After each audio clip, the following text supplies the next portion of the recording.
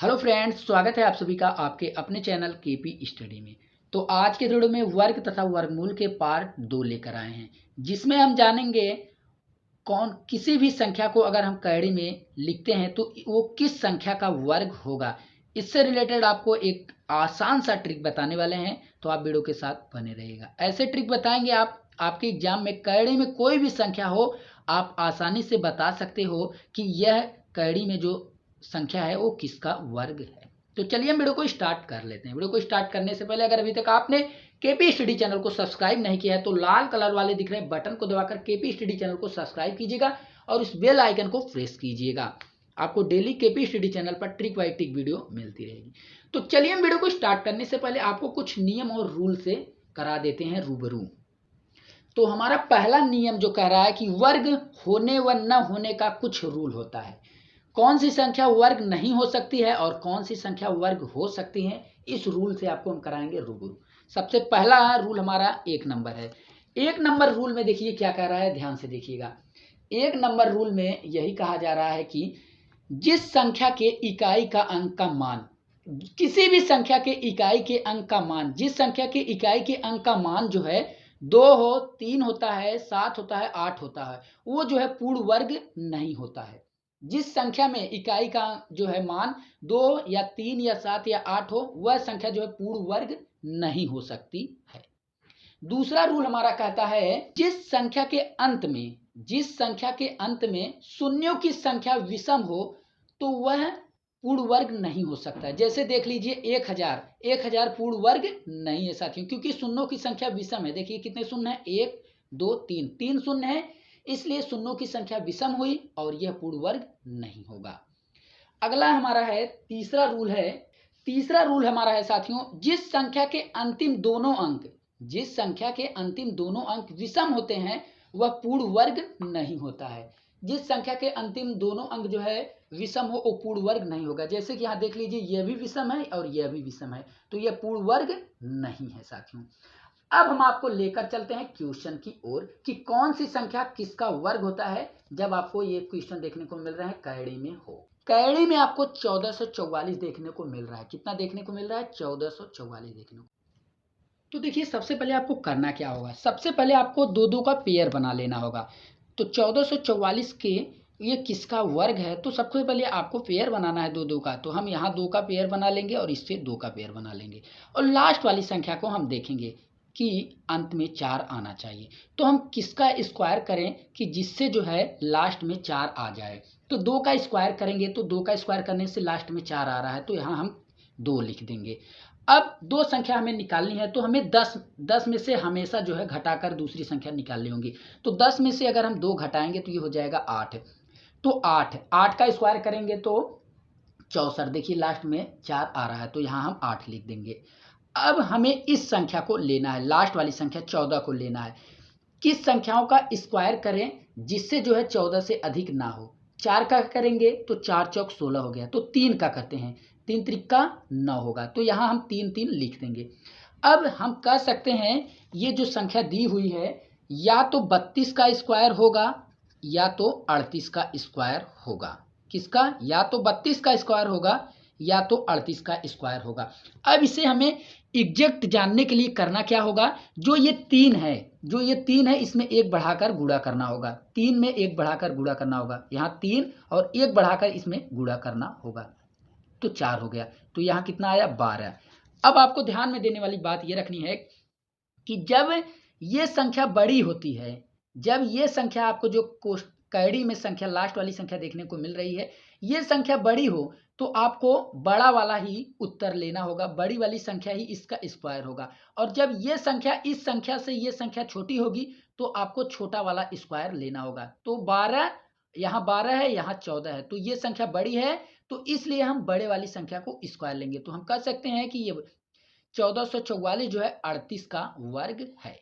चलिए हम आपको अगले क्वेश्चन में समझाते हैं। फिर से हम आपको ये एक बार आपकी डाउटों को क्लियर कर देना चाहते हैं कि अगर कैड़ी वाली संख्या बड़ी होती है तो बड़ा वाला उत्तर लिया जाता है, और अगर कैड़ी वाली संख्या छोटी होती है तो छोटा वाला उत्तर लिया जाता है।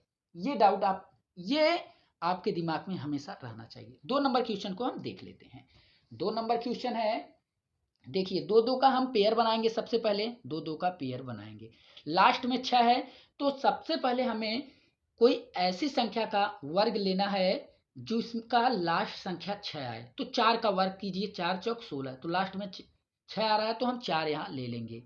अब 10 में से अगर हम 4 को घटाते हैं तो कितना आ रहा है, 6 आ रहा है। 10 में अगर हम 4 को घटाते हैं तो कितना आएगा, 6 आएगा। तो 6 का स्क्वायर भी 36 होगा, तो यहाँ हम 6 लिख देंगे। 2 पार्ट में हमें जानना है, तो इसलिए हम 2 पार्ट यहाँ लिखेंगे। अब दूसरा हमें क्या याद करना है, दूसरे पार्ट 19 को लेना है। 19 में हम ऐसी संख्या का वर्ग करेंगे जो 19 से अधिक नहीं हो, कम हो। तो अगर 5 का वर्ग करेंगे तो 25 हो जाएगा। तो हम 4 को लेते हैं, 4 का वर्ग करेंगे तो 16 होगा, तो ये 4 का आ रहा है, तो यहाँ हम 4 लिख देंगे और यहाँ भी हम 4 लिख देंगे। अब हम कह सकते हैं ये जो संख्या है या तो 44 का वर्ग है या तो 46 का वर्ग है, इन दोनों में से एक संख्या का वर्ग है। अब हमें इसे एग्जैक्ट पता करने के लिए करना क्या है, जो संख्या ये दिया हुआ है 4, 4 में 1 जोड़कर गुणा कर लेना होता है। 4 गुणे 5, ये हो गया 20।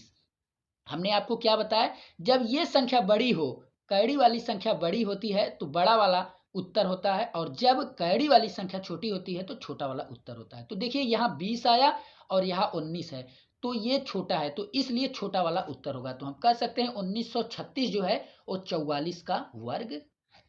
नहीं समझ में आया तो चलिए और अधिक आपको समझा देते हैं अगले क्वेश्चन में। अगला क्वेश्चन है 3 नंबर।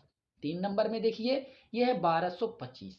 1225 में 2 का पेयर, आप देखिए 2 का पेयर।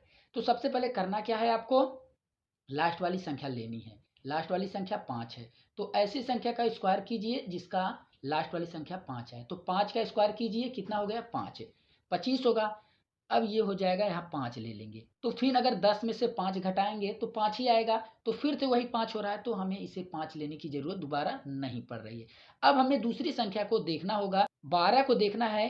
कोई ऐसी संख्या लो जो 12 से अधिक ना हो। तो अगर हम 3 का स्क्वायर लेंगे तो 12 से अधिक नहीं जा रहा है, तो यहाँ हम 3 लिख दीजिए।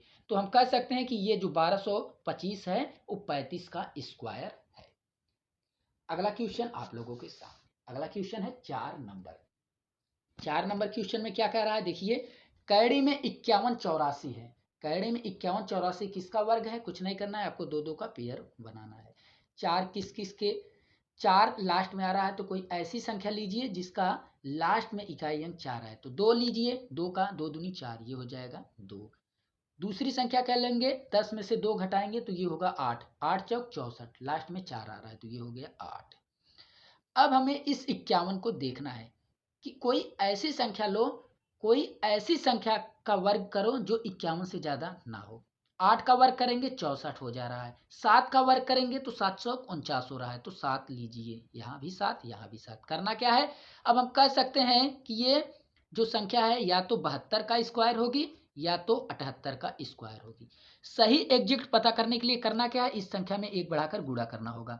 तो 7 में अगर हम 1 बढ़ाकर गुणा करेंगे तो ये हो जाएगा 8, तो ये हो गया हमारा 8 सत्ते 56। हमने क्या आपको बताया है कि जब ये संख्या छोटी हो तो छोटा वाला उत्तर होता है, और जब ये संख्या बड़ी हो तो बड़ा वाला उत्तर होता है। तो ये संख्या क्या है, छोटी है। देखिए 56 से ये संख्या छोटी है तो छोटा वाला उत्तर होगा। तो हम कह सकते हैं कि ये संख्या जो है 72 का स्क्वायर है। अगला क्वेश्चन है 5 नंबर। 5 नंबर क्वेश्चन में आपको देखने को मिल रहा है 4096 जो है किसका स्क्वायर है। कुछ नहीं करना है आपको, 2 का जोड़ा बनाना है, 96। अब आपको देखना है कि कौन ऐसी संख्या ले जिसका वर्ग करने पर इकाई का मान 6 है। तो कौन सी संख्या लेंगे, 4 ले लें। 4 का हो जाएगा 4 चौक 16, तो 6 आएगा। 10 में से 4 घटाएंगे तो 6 आएगा, 6 का स्क्वायर 36, लास्ट में 6 आ रहा है, तो ये हो जाएगा 6। अब करना क्या है, इस 40 को देखना है। 40 को देखने के लिए हमें क्या करना है, कोई ऐसी संख्या का वर्ग करो जो 40 से ज्यादा ना हो। 7 से करोगे तो 749 हो जा रहा है, तो आप 6 से करो तो करोगे 36, जो है 40 से कम हो रहा है, तो यहाँ 36 लिखिए। अब हम कह सकते हैं ये संख्या जो है या तो 64 का स्क्वायर होगी या तो 66 का स्क्वायर है।